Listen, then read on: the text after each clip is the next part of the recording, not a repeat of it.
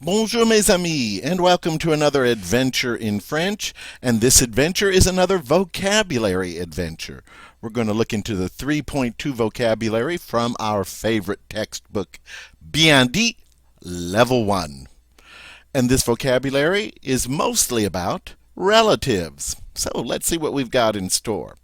The first one, un animal domestique. Un animal domestique. And that is simply a pet. So in French, it's a domestic animal. Pet. All right, let's go to the next one. Un beau-père. Un beau-père. Un beau-père. This is either a father-in-law or it can also mean stepfather. See? Stepfather or father-in-law. All right. Number 3 coming up. Un chat. Un chat. A chat is a kind of animal domestique. It is a cat. All right. Next. Un chien. Un chien. And that is dog. All right. Un cousin. Un cousin. And as you probably guessed, that's cousin. And it refers to a male cousin. There's another word you use for a female cousin. All right. Let's go on to un demi-frère. Un demi-frère.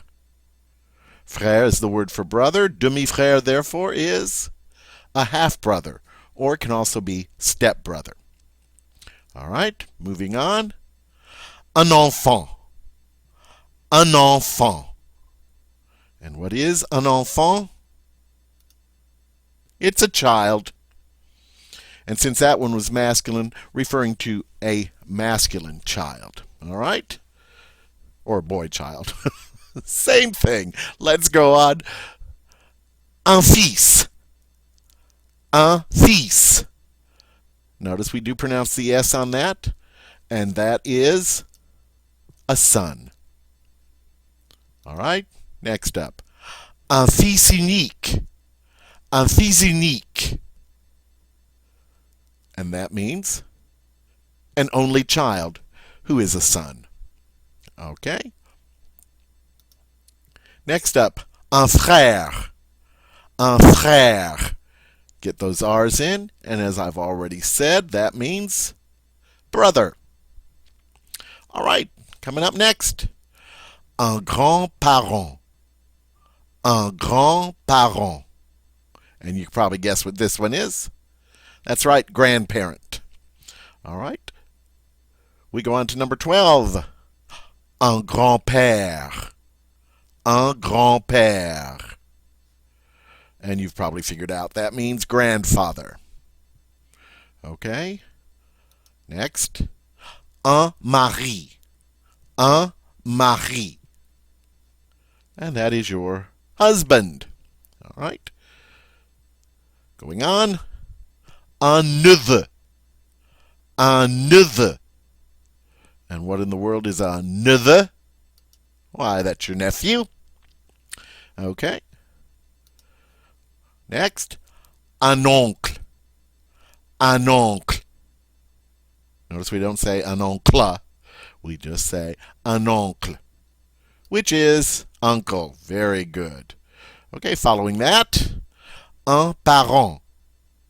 Un parent, which is a parent.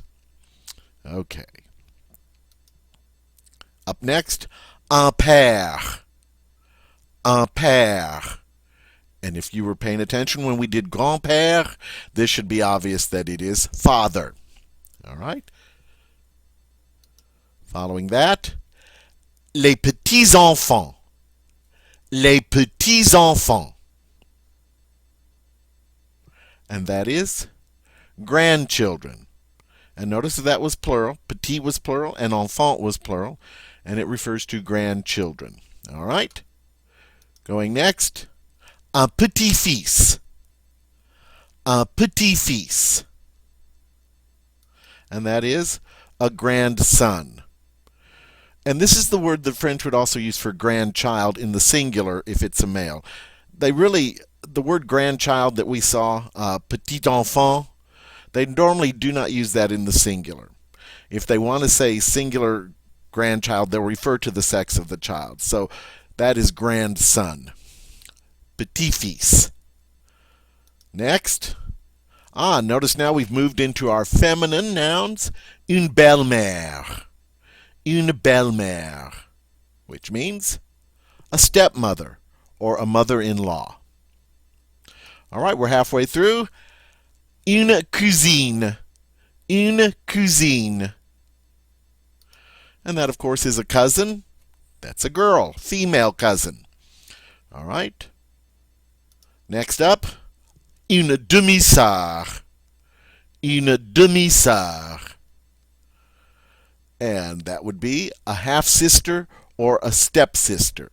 So the word sœur, that's the word for sister. Okay? Coming up next, une enfant. Une enfant.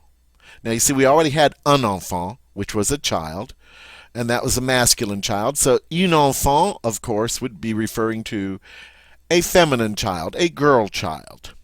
Okay? Next up, une famille. Une famille. And you probably have enough here to guess that that is family.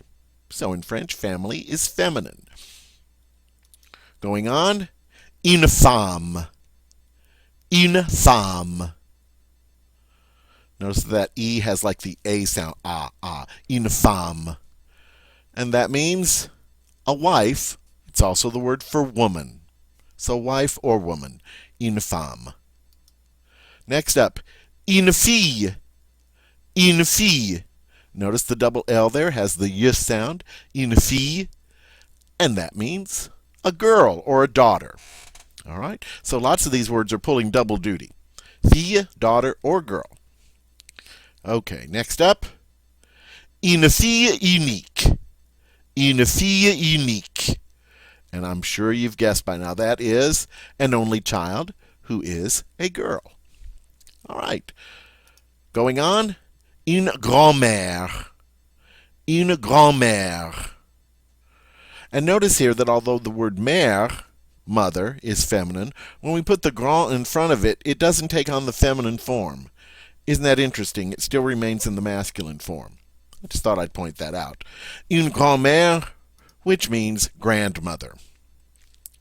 Okay. Une mère.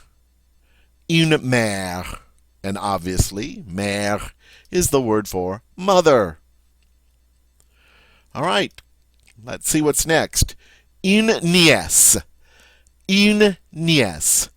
And this is a cognate. I'm sure you know that that is niece. Except that in French it's a two-syllable word. All right, 10 more to go. Une petite fille. Une petite fille.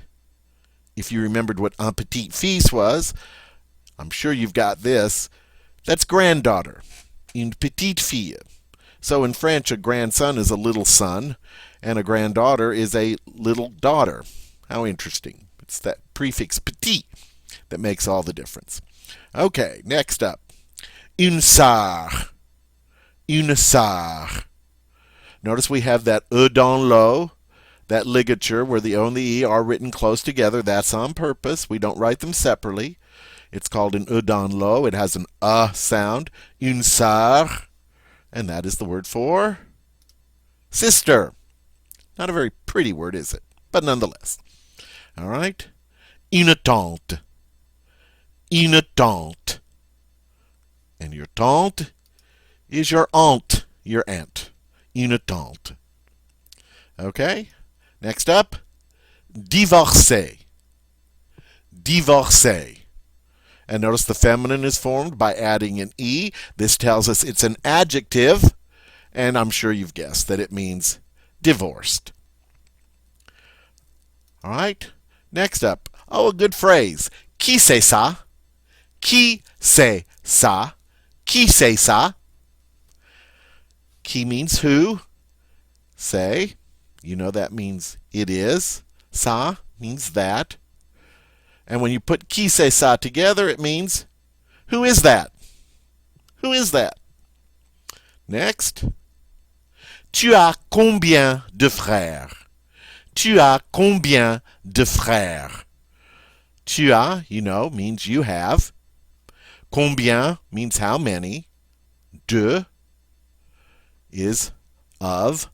Frère is brothers, because it's plural.